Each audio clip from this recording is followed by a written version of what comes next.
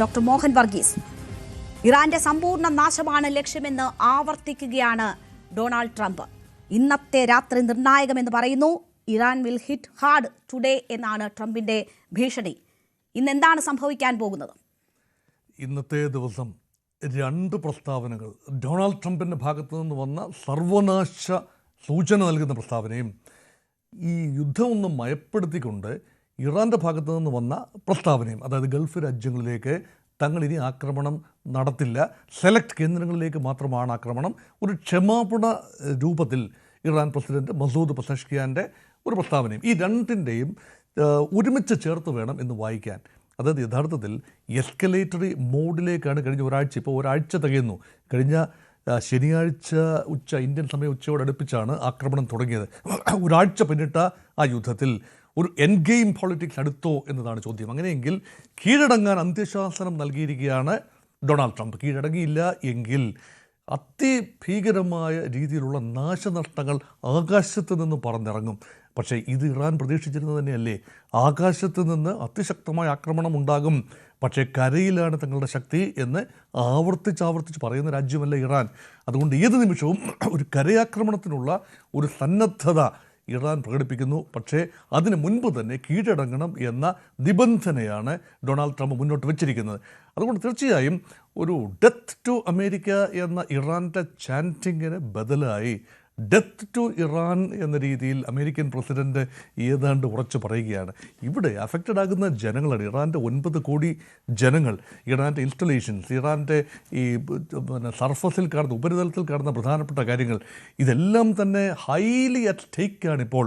നോക്കൂ, ഒരു സമീപ ഭൂതകാലത്ത് ഒരു രാജ്യത്തിനും പൂർണ്ണമായി കരയുദ്ധത്തിലൂടെ മറ്റൊരു അയൽരാജ്യത്തെയോ മറ്റ് ദൂരെയുള്ള രാജ്യത്തെയോ പൂർണ്ണമായി പരാജയപ്പെടുത്താനാവില്ല എന്നത് ഉക്രൈൻ യുദ്ധത്തിൻ്റെ സാക്ഷ്യപത്രമാണ്. അതേപോലെ ഗാസ യുദ്ധത്തിൻ്റെയും സാക്ഷ്യപത്രമാണ്. കേവലം 368 ചതുരശ്ര കിലോമീറ്റർ മാത്രമുള്ള ഗാസയുടെ മുക്കും മൂലയും അരിച്ചു പെറുക്കാനുള്ള കപ്പാസിറ്റി ഇസ്രായേൽ ഉണ്ടായിട്ട് പോലും പൂർണ്ണമായി കീഴടക്കാനായില്ല എന്ന് പറയുമ്പോൾ അവിടെ ഒരു കരയുദ്ധമൊക്കെ ഒരു പക്ഷേ ഇറാൻ ആഗ്രഹിക്കുന്നത് അതുകൊണ്ടാവാം. വലിയ നാശനഷ്ടങ്ങളുണ്ടാകും, ശരിയാണ്. പക്ഷേ ഏതെങ്കിലും രീതിയിൽ ഇപ്പോഴത്തെ അവശേഷിക്കുന്ന ഭരണകൂടത്തിന് ഈ രൂപത്തിൽ തുടരണമെങ്കിൽ ഒരു കരയുദ്ധം വഴി നീട്ടിയെടുക്കുന്ന ആയുസ് മാത്രമായിരിക്കും ഇറാനുള്ളത്. അതുകൊണ്ട് നല്ല രീതിയിൽ തന്ത്രങ്ങളും മറുതന്ത്രങ്ങളുമായി മുന്നോട്ട് പോവുകയാണ് കാര്യങ്ങൾ. ശരി, ശ്രീ രഘുനാഥ് നായർ, യുദ്ധത്തിന്റെ ഏത് സാഹചര്യത്തിലാണ് ആദ്യം മുതൽ തന്നെ അമേരിക്കയ്ക്ക് തിരിച്ചടി എന്ന നിലയിൽ അമേരിക്കൻ സൈനിക കേന്ദ്രങ്ങൾ ഉള്ള രാഷ്ട്രങ്ങൾക്ക് നേരെ ഇറാൻ പ്രഖ്യാപിച്ച ആക്രമണം, അത് ഒരു ഘട്ടത്തിൽ വേണ്ട എന്ന് വെക്കുന്നു, ആ രാജ്യങ്ങളോട് ഞങ്ങൾ ക്ഷമാപണം നടത്തുന്നു എന്ന് യുദ്ധമുഖത്തുള്ളൊരു രാഷ്ട്രം പറയുന്നത് ഏത് സാഹചര്യത്തിലായിരിക്കും? അതൊരു കീഴടങ്ങലാണോ, തന്ത്രപരമായ നീക്കമാകും? അത് എൻ്റെ അഭിപ്രായത്തിൽ വളരെ ശക്തമായ തന്ത്രപരമായ ഒരു നീക്കം തന്നെയാണ്. അതിന്റെ കാരണം, സാധാരണഗതിയിൽ ഒരു യുദ്ധം തുടങ്ങുമ്പോൾ നമ്മളിപ്പോൾ ഈ ഓപ്പറേഷൻ സിന്ദൂർ ഫോളോ ചെയ്തവർക്ക് കൃത്യമായിട്ട് അറിയാം, ആദ്യം നടത്തുന്നത് ഒരു പ്രീഎംപ്റ്റീവ് സ്ട്രൈക്കാണ്. പ്രീഎംപ്റ്റീവ് സ്ട്രൈക്ക് എന്ന് പറഞ്ഞു കഴിഞ്ഞാൽ ശത്രുക്കളുടെ വ്യോമ പ്രതിരോധ സംവിധാനങ്ങളെയും കമ്മ്യൂണിക്കേഷൻ നെറ്റ്വർക്കുകളെയും, അതായത് ഒരു അറ്റാക്ക്, ഇങ്ങോട്ട് ഒരു അറ്റാക്ക് ചെയ്യാനുള്ള ശേഷി നശിപ്പിക്കുക എന്നുള്ളതാണ് പ്രീഎംപ്റ്റീവ് സ്ട്രൈക്ക്. അപ്പൊ ഇത് ഒരു കൺവെൻഷണൽ പ്രീഎംപ്റ്റീവ് സ്ട്രൈക്കിൽ വരുന്നില്ല എന്നുണ്ടെങ്കിലും ഇറാന്റെ ചുറ്റും കിടക്കുന്ന രാജ്യങ്ങളിൽ അമേരിക്കയുടെ ശക്തമായ സൈനിക താവളങ്ങളുണ്ട്, ശക്തമായ പ്രസൻസ് ഉണ്ട്. അപ്പം വളഞ്ഞ് 4 ചുറ്റൊന്നും ഇറാനെ അമേരിക്ക ഒന്നിച്ച് ആക്രമിക്കാൻ തുടങ്ങിക്കഴിഞ്ഞാൽ, എല്ലാ താവളങ്ങളിൽ നിന്നും ആക്രമിക്കാൻ തുടങ്ങിക്കഴിഞ്ഞാൽ അത് ഇറാന് പിടിച്ചു നിൽക്കാൻ പറ്റാതെ വരും. അതുകൊണ്ട് തന്നെ എനിക്ക് തോന്നുന്നത് ആ ഒരു പോസിബിലിറ്റിയെ മിനിമൈസ് ചെയ്യാൻ വേണ്ടിയിട്ട് ഇറാൻ ആദ്യമേ തന്നെ ഒരു പ്രീഎംപ്റ്റീവ് സ്ട്രൈക്ക് നടത്തിയതാണ്. എവിടെ നിന്നൊക്കെ അറ്റാക്ക് വരാൻ സാധ്യതയുണ്ടോ ആ രാജ്യങ്ങളിലേക്കെല്ലാം കുറെ മിസൈൽ അങ്ങോട്ട് വിട്ടിട്ട്, അല്ലെങ്കിൽ കുറെ ഡ്രോണുകൾ വിട്ടിട്ട് ആ രാജ്യങ്ങളെ സമ്മർദ്ദത്തിലാക്കുക. അങ്ങനെ വന്നു കഴിയുമ്പോൾ ആ രാജ്യങ്ങൾ തന്നെ അമേരിക്കയോട് പറയണ ഇനിയിപ്പം ലേലുള്ളൂ ഞങ്ങളുടെ നാട്ടിൽ നിന്ന് അറ്റാക്ക് നടത്താൻ പാടില്ല എന്ന് പറഞ്ഞിട്ട് ആ ഒരു പോസിബിലിറ്റി ഇറാൻ ബ്ലോക്ക് ഔട്ട് ചെയ്തതാണെന്നുള്ളതാണ് എൻ്റെ ഒരു ധാരണ. ഇപ്പൊ സംഭവിച്ചത് തന്നെയാണല്ലോ. ഇതെല്ലാം കഴിഞ്ഞപ്പോൾ അവരുടെ വ്യോമ പ്രതിരോധ സംവിധാനങ്ങളെ കുറെയൊക്കെ നശിപ്പിച്ചിട്ടുണ്ട്, അല്ലെങ്കിൽ വലിയൊരു ഭീഷണി ഉയർത്തിയിട്ടുണ്ട്. പ്രത്യേകിച്ച് ഗൾഫ് രാജ്യങ്ങൾ എന്ന് പറഞ്ഞു കഴിഞ്ഞാൽ ഒരു ദിവസത്തെ ട്രേഡ് അവിടെ നടന്നില്ല എന്നുണ്ടെങ്കിൽ അവർക്ക് കിട്ടുന്നത് ഭയങ്കര ഭീമമായ നഷ്ടമാണ് സാമ്പത്തികമായിട്ടും. അപ്പം ഈ സാമ്പത്തിക മാന്ദ്യം വന്നപ്പോൾ ഏറ്റവും ആദ്യം ബാധിക്കുന്ന രാജ്യങ്ങൾ ഗൾഫ് രാജ്യങ്ങളാണ്. നമ്മൾ ഇതിനു മുമ്പ് 2008 കണ്ടതാണ്. അപ്പൊ അങ്ങനെ വരുന്ന സമയത്ത് ഇവരെ ഭയപ്പെടുത്തി ഇവിടെ നിന്ന് ഒരു ആക്രമണത്തിലുള്ള പോസിബിലിറ്റി റൂൾ ഔട്ട് ചെയ്യുക, അതായിരുന്നു അവർ ആദ്യത്തെ സ്ട്രാറ്റജി. അപ്പൊ അത് അവർ അച്ചീവ് ചെയ്തു എന്ന് കണ്ടു കഴിഞ്ഞപ്പോൾ ഇറാൻ പറഞ്ഞു, നമ്മളെല്ലാം ഇസ്ലാമിക രാഷ്ട്രങ്ങളാണ്, ഞാൻ നിങ്ങളെ ആക്രമിച്ചത് തെറ്റായിപ്പോയി, ഇനി ആക്രമിക്കില്ല എന്നൊക്കെ പറഞ്ഞു കഴിഞ്ഞപ്പോൾ ഇനി നമുക്ക് ഒന്നിച്ച് നിൽക്കണം എന്നൊക്കെ പറഞ്ഞിട്ട് അവിടെ ഒരു മോട്ടിവേഷൻ കൂടെയാണത്, ഒരു ഒന്നിച്ച് നിൽക്കാൻ വേണ്ടിയുള്ള ഒരു മോട്ടിവേഷൻ കൂടെയാണ്. അങ്ങനെ തന്ത്രപരമായ ഒരു സ്ട്രാറ്റജി തന്നെയാണെന്നാണ് എന്റെ ശക്തമായ തന്ത്രപരമായ സ്ട്രാറ്റജി എന്ന് പറയുമ്പോൾ ശ്രീ രഘുനാഥ് നായർ, അതിനകത്ത് ചില ക്ലാരിറ്റി കുറവുകൾ കൂടിയുണ്ടോ? കാരണം ഇത് ഇങ്ങനെ ആക്രമണം നടത്തുമെന്ന് പറയുമ്പോൾ തന്നെ എങ്ങനെയാണ് ഇറാൻ പറയുന്നത് ഇസ്രായേലിനും അമേരിക്കയ്ക്കുമെതിരെ ഞങ്ങൾ യാതൊരു തരത്തിലുള്ള വിട്ടുവീഴ്ചകളും നടത്തില്ല എന്ന് പറയുന്നു. ഞങ്ങൾക്കെതിരായ ആക്രമണം ഉണ്ടാകുന്നില്ല എങ്കിൽ അതുവരെ ആക്രമണം ഉണ്ടാകില്ല എന്നൊരു സന്ദേശമാണ് നൽകുന്നത്. അത് തന്നെ അവിടുത്തെ സൈനിക വൃത്തങ്ങൾ വ്യാഖ്യാനിക്കുന്നത്, സൈനിക വക്താവ് വ്യാഖ്യാനിക്കുന്നത് മറ്റൊരു രീതിയിലാണ് എന്ന് അന്താരാഷ്ട്ര മാധ്യമങ്ങൾ റിപ്പോർട്ട് ചെയ്യുന്നുണ്ട്. അതായത് ആക്രമിക്കാത്തിടത്തോളം കാലം മാത്രമായിരിക്കും ആ ഒരു പരിഗണന ലഭിക്കുക എന്ന കാര്യം സൂചിപ്പിക്കുന്നുണ്ട്. അപ്പോൾ ഒരു വ്യക്തതയില്ലാതെ ഈ ഗൾഫ് രാഷ്ട്രങ്ങളെ ഒപ്പം നിർത്താനുള്ള ഒരു ചെറിയ തന്ത്രം പ്രയോഗിച്ചു എന്ന് മാത്രം നമ്മൾ അതിനെ കണ്ടാൽ മതിയോ? അല്ല, ഇത് വളരെ വ്യക്തമാണല്ലോ, വളരെ വ്യക്തമാണ്. അതായത് നിങ്ങൾ എന്നെ ചൊറിയാത്തടത്തോളം കാലം ഞാൻ നിങ്ങളെ ചൊറിയില്ല. വളരെ സിമ്പിൾ. ഞാനിപ്പോ ചൊറിഞ്ഞു, കാരണം അതിനുള്ള പോസിബിലിറ്റി ഉണ്ടായിരുന്നു. അത് റൂൾ ഔട്ട് ചെയ്യാൻ വേണ്ടിയിട്ട് ഞാൻ നിങ്ങളെ ആക്രമിച്ചു. ഇനി ഞാനിത് അവസാനിപ്പിക്കുകയാണ്. നിങ്ങളെ ഞാൻ ആക്രമിക്കുന്നില്ല. നമ്മൾ അയൽ രാജ്യങ്ങളാണ്, ഇത് രണ്ടുപേരും പുറത്തുനിന്ന് വന്നവരാണ്, നമ്മൾ അയൽ രാജ്യങ്ങളെ, നമുക്ക് സമാധാനമായിട്ട് കഴിയണം.